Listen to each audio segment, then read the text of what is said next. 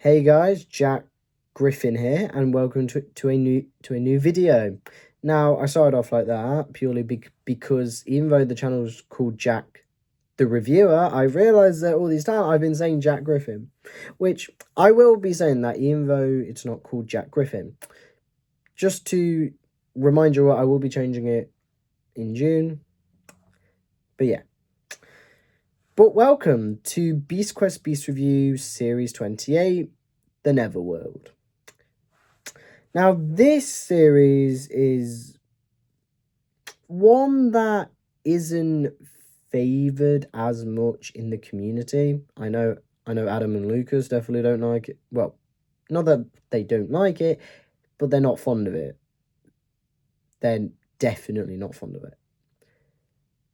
Me, on the other hand, if I had to describe the series, I think this series... Me, on the other hand, I think this series is a good series. Is it one of the best? No.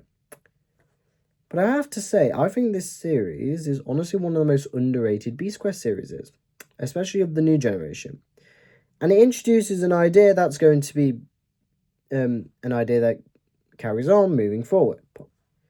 So without further ado, let's get into this. But, of course, just forgot. Go and check out Adam Ferns and Lucas Green. They do really great Beast reviews, as well as other fun stuff that I think you guys will enjoy. So there's that.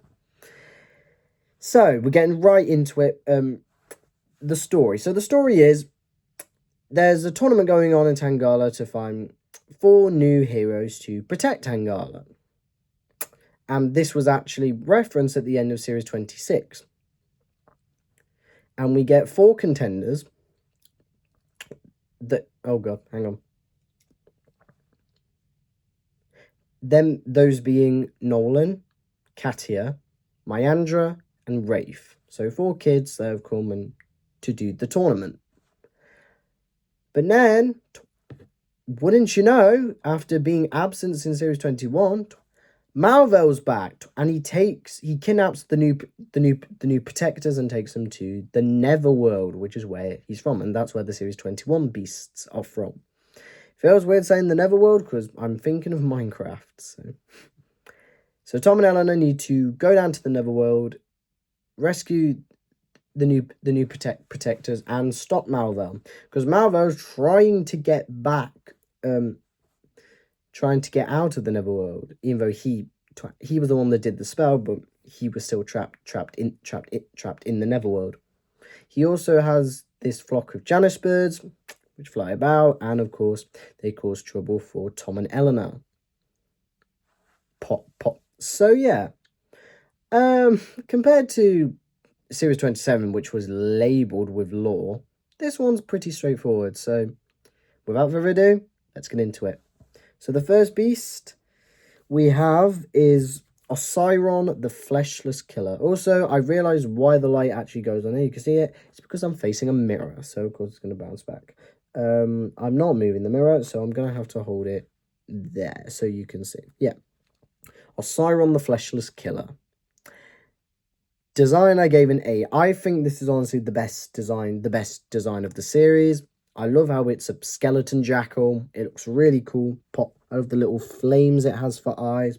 Which is something I never realised it had. I thought it actually did have eyes, but I've only just realised like a few months ago that it actually had little flames and its eyes are just bare sockets. That's really cool. The rib cage. And I just love the detail of all the bones that are on there and him breathing the fog. And you can see here, that's Nolan. I might have to get the light just a bit.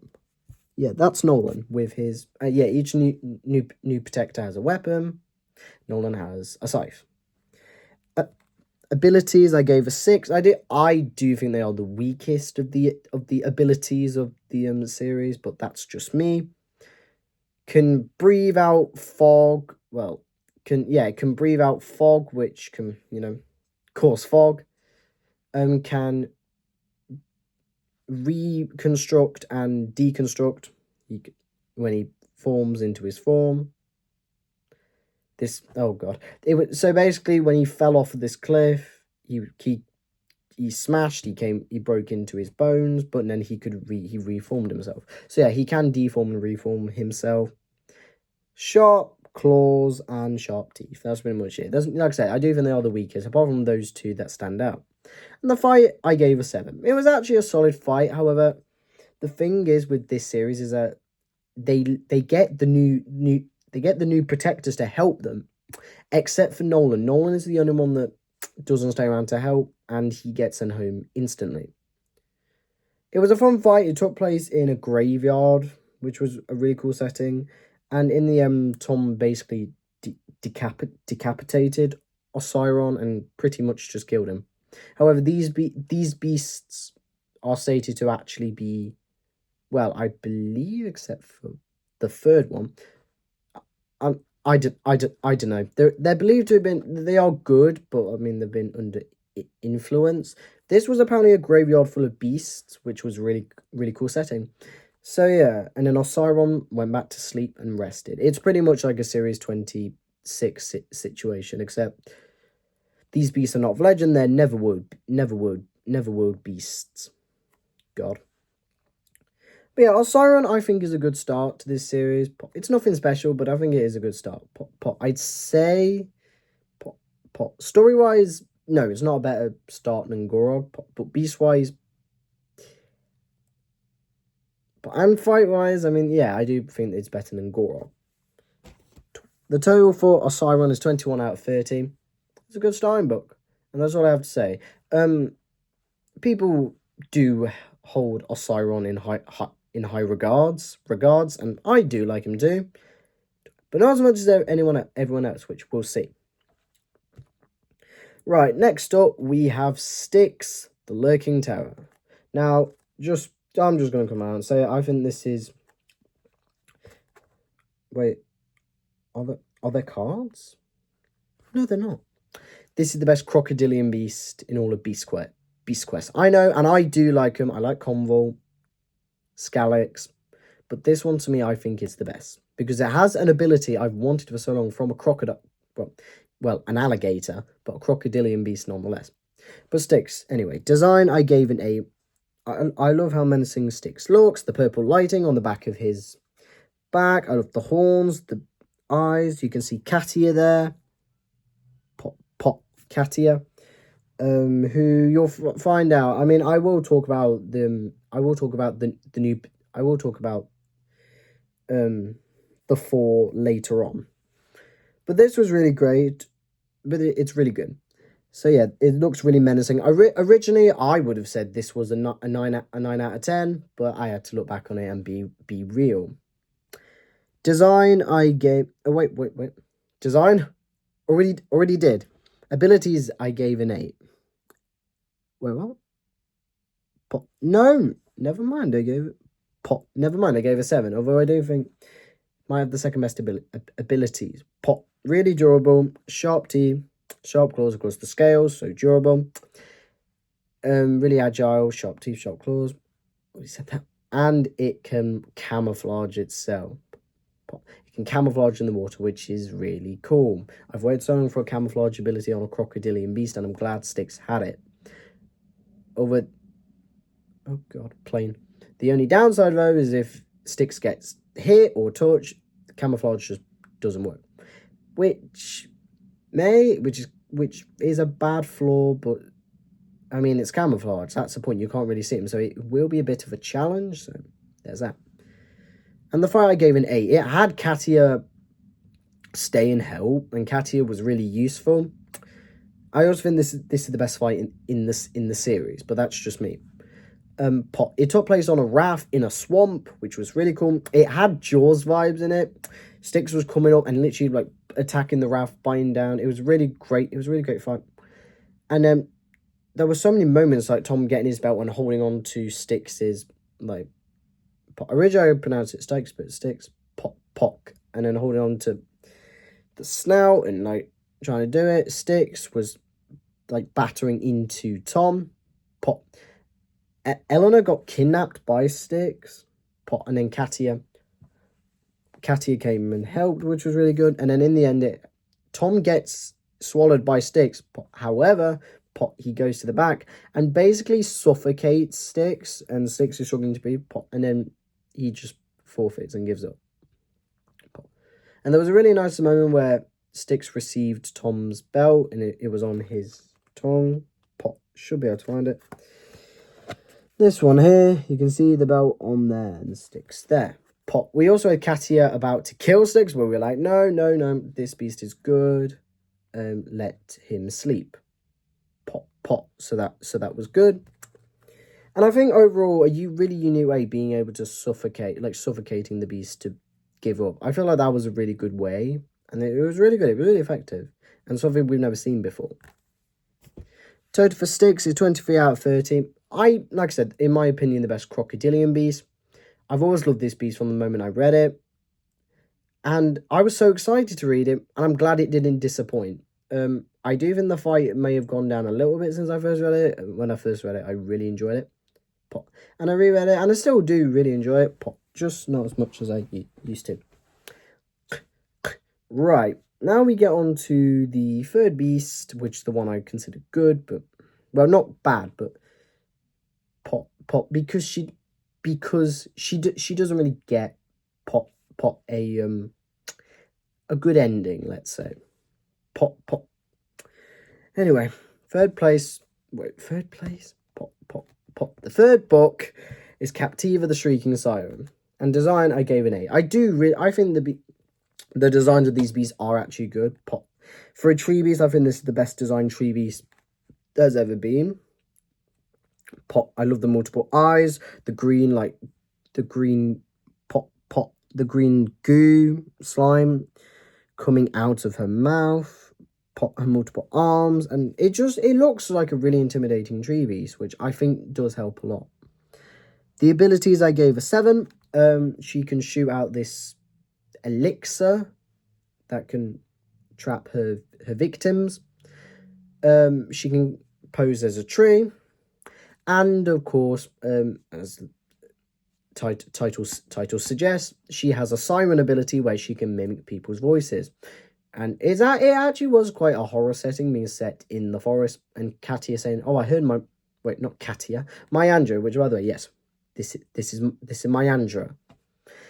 Where she's saying, "Oh, I heard my mother, and I went to go look for her." But I was like, "Myandra, your mother's dead." Pop. Then who was impersonating my mother? I hear that. Pop. She also used it to imitate Tom at the end. Pop. But it was really easy to figure out. And the fight I gave a 5. This is, now sadly, I do think this is the weakest fight. Pop. Captiva was really rough. The only problem is, though, I feel like the siren ability wasn't actually used that much. If I'm right, it only used twice. And those were the 2 times I talked about. She didn't use it any other time, which I think if she'd used a bit more, could have been really cool. But basically, Tom goes over to Captiva, and then Eleanor's like, "Oh, have you defeated it?" And Captiva imitates Tom by going, "Yes, I have, Eleanor, and I've killed him." And then she's like, "Wait, Tom would never kill a beast in open blood. It's not him." And here's the biggest problem. I can't really remember Captiva's fight, apart from the fact that Tom was dragged through on the ground. And that's it. And I know she played rough, and I know that bit. But apart from that, I don't really remember much. And to be honest, I don't remember how Captiva got defeated. I might just quickly have a look, see what happens.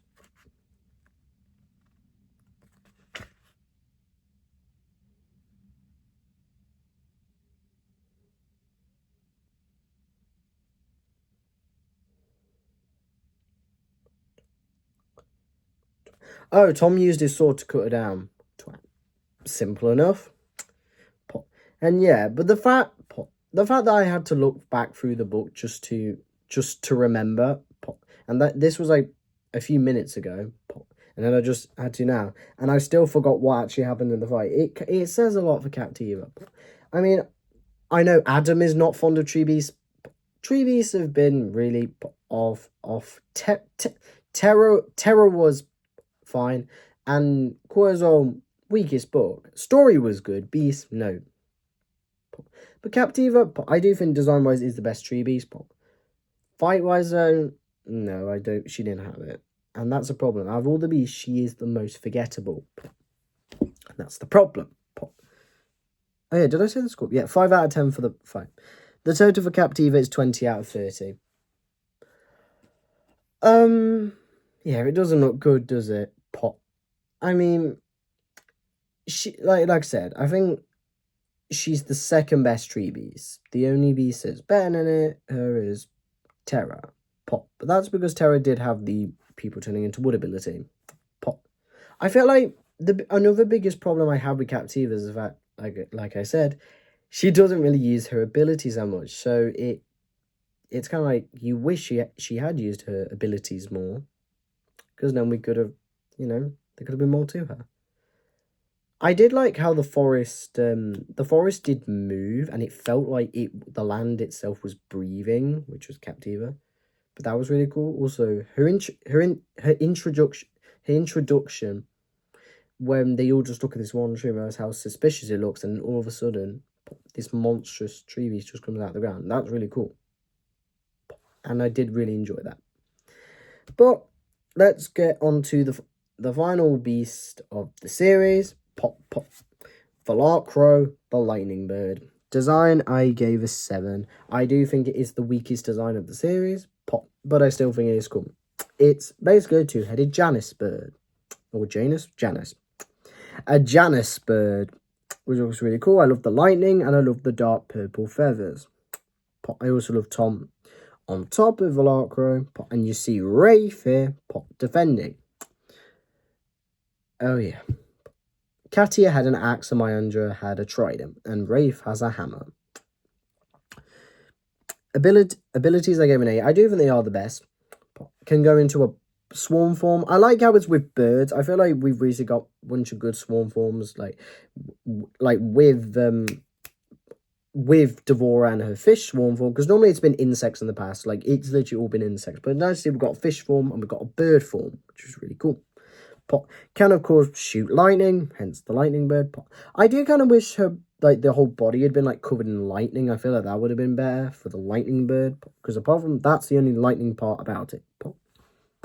Sharp beak, of course, and sharp talons. And can fly. And the fighter gave a 7. I do like how Rafe is the one to defeat the beast by knocking a pillar down and crushing it. And the whole point, and I do think the fight was good. It had 2 stages, which I really liked, and it was just a solid finale fight, isn't it? I did really enjoy it, and I did really like the setting. Although I will admit, this book, and it's been said, this book does have probably the biggest plot hole of any Beast Quest book or any Beast Quest series. So the whole point of this series is that Malvo, to get out of the Netherworld, because you may be like, how was Malvo going to get out of the Netherworld even if Tom and Eleanor came down to help? Well, my friends, Malvo wanted the purple jewel. As you know, Tom got it from Sting, and of course it can create a portal. But you will probably forgot that because he barely uses it in the series. I think he's used it twice after that. It's one of the most powerful gem. It's one of the most powerful of the jewels. Yes, yet he rarely uses it. So, and the whole point is that Malvo wants the purple jewel. However, and in the end, he gets the purple jewel for Tom, and he creates a portal back to Tangala. He goes and escapes from the Netherworld, and he's back in Tangala, which, yes, you probably guessed it, Malvo is the villain for Series 29. However, Tom and Eleanor are now trapped in the Netherworld. What can they do? It turns out the Janus birds, when they work together, can create a portal. They have the ability to create a portal. And that's how Tom and Eleanor get back to Tangala. And of course, you can see what the problem is. If the Janus birds can create a portal, why didn't Malvo just use them to go back to Tangala?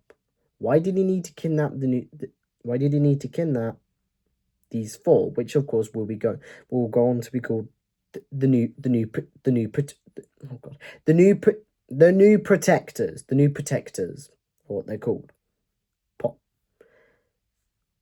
Why didn't he just use the Januswords to create a portal? What was the point of kidnapping the new protectors? And why? What was the point of this whole quest? If he could just get the Januswords to it. Yeah, and yeah, it is a really stupid plot hole. However, to be honest, I feel like it would have been better if I had to fix it. They use the portal to go back. They go back to Tangala, but Malvel, forces his way into the portal. He gets in, and then there's like a mini fight or scuffle, and then he escapes. That to me would have been better than the Janus Bird's approach, because at least then Malvel's free, and he's finally managed to do it. So at least this quest wouldn't have, it'd been for nothing. And it's been talked about. Yeah, and I used to. You're not going to believe this. I used to defend this plot hole, and say he didn't know. I mean, you could say he didn't know that the Janus birds did that. But considering they were under his control, surely he would have known. And considering, I believe they can talk to anyone. Or it might just be Tom because of the duel. Probably was Tom. But anyway, being under his control, I'm sure they would have still made him a portal. Or they would have shown him either way. So yeah, you could just say he didn't know, but still, I think I like my approach better. Which, I mean, I've done that several times. I have rewritten certain parts of Beast Quest to make them better. People have said I should probably be a Beast Quest writer, which, trust me, it'd be a dream, because I'd be pumping out all the best Beast Quest books. But no. But yeah, you understand what I mean. It's kind of, really, it's a plot hole that I used to defend, but now I realize it's stupid. It just doesn't work. But anyway, they get back and it's all happy. They celebrate. And that's Velacro for you. Total for Velacro is 22 out of 30. I'm going to be honest. I do like Velacro, but I do think the only bad part I don't like is the plot hole. But that's it. I do think Velacro is a good finale. The best? No. Coming off of Gargantua, it's a downgrade. But I do think it is still a good finale. Talking about the new protectors, I do like them. Personally, I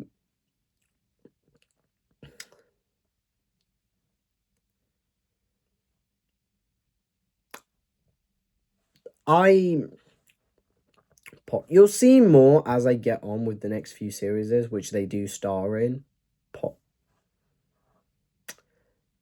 But this is the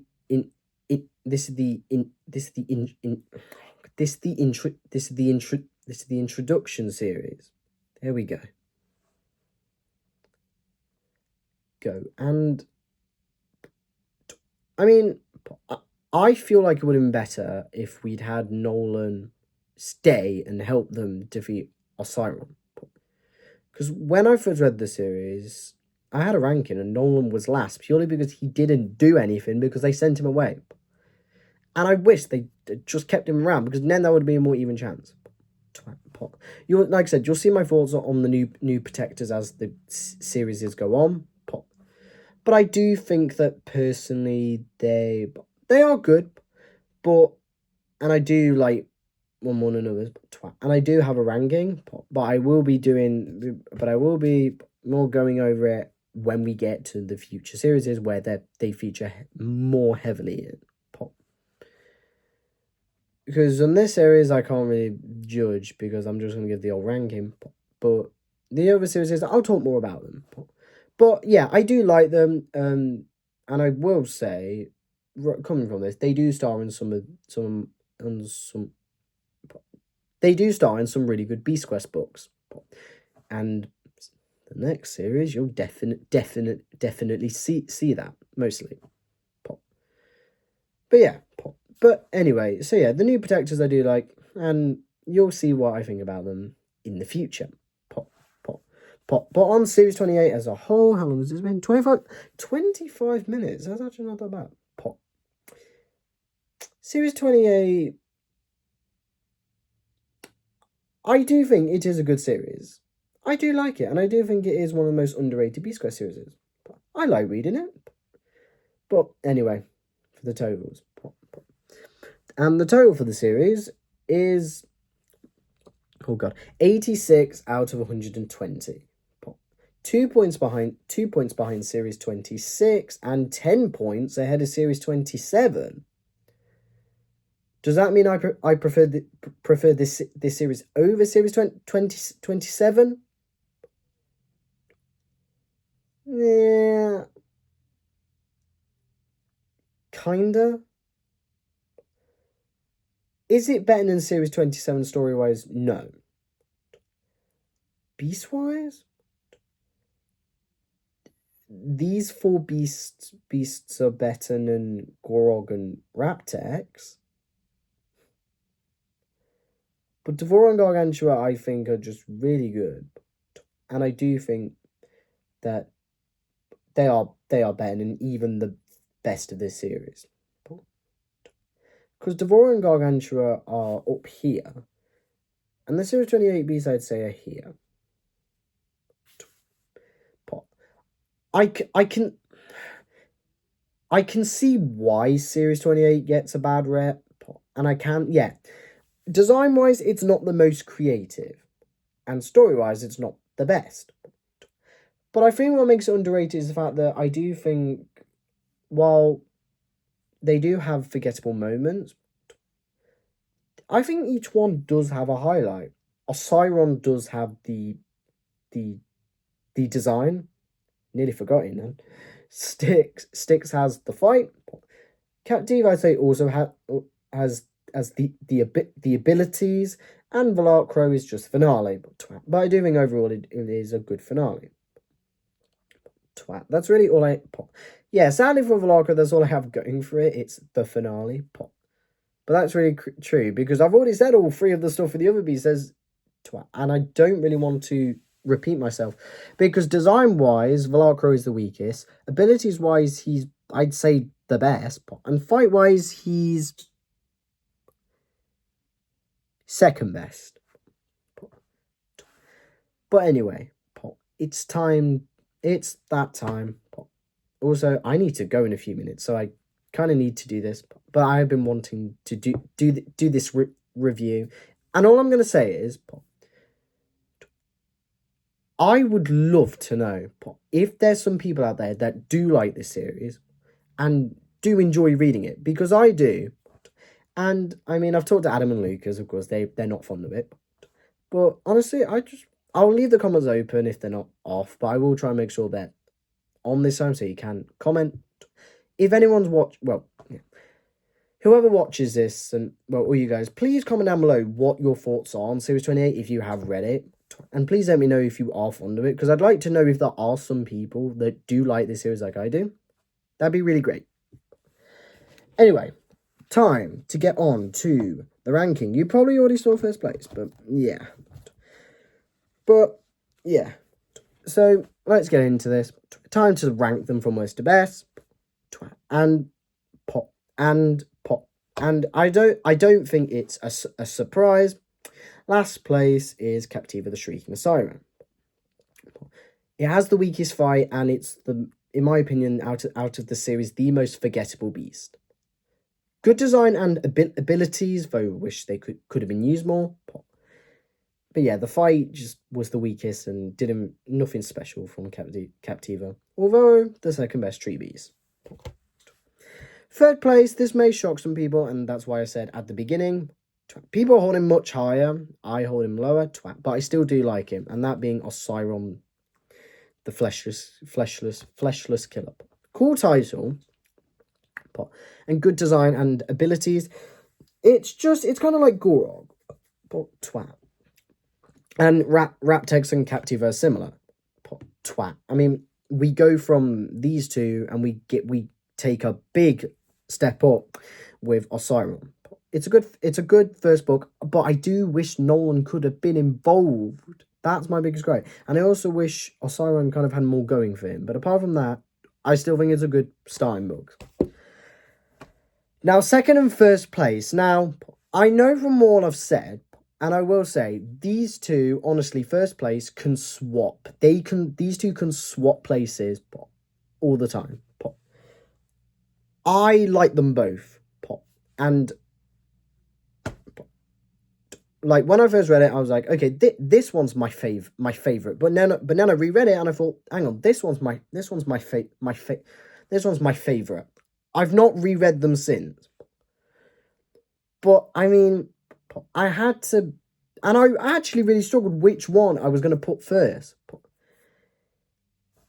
And I've thought about it, and these, like I said, these can easily change. I can swap these two around any day. But for now, and when I get to the retrospective, it probably will change. Might not, but it probably will. I think for now, I'm gonna go with this order. It's also who was first place when I last read it. So with that, second place for now is Styx Lurking Terror. Best crocodilian beast, and I pretty much made all my points clear. I'm glad to see that. I believe Styx is getting some love. Originally, Styx was one of the lower ones, but I believe it's actually shot up quite high. Twat. So I'm glad to see Styx is getting some love. I've always loved this beast, and I'm glad it's finally getting the recognition it deserves, because, in my opinion, the best crocodilian beast. I know fans like Convol, and I know fans like Scalix, but I actually think... And yeah, I think if there's one thing to say from Series 28, it has the best crocodilian beast. So there's that. But that, of course, means first place, even with the plot hole. Yes, even with the plot hole, I think is Velocro the Lightning Bird. Does it have the worst design? Yes. But I do think the abilities and the fight do make it worthwhile. And the story. Rafe is a good character. And I love his bond with Tom and Eleanor. And I thought it was a good finale, okay? Twat. And please, people, stop criticising this book. I know it has a big plot hole, but I think the story overall is good, so please, just give it a chance. So yeah, for now, and it may change, like I said, may change, but for now, Velocro is my favourite of Series 28, and that's how it's going to be. But with that being said, that is the Series 28 review done. Another series closer to being up to date. And we've got 3 more series to go. And in case you couldn't tell, this is the beginning of a new era of Beast Quest with the new protectors. You'll see what I mean in the next series. But with that being said, that is all for this time. If you like what you saw, leave a like, leave a comment. Don't forget to subscribe. Press that notification bell down below. Like I said, please comment below if you are fond of this series. I'd love to know, and I'd love to read your opinions on it. But with that, I've been Jack Griffin, and I'll see you guys next time. Peace out.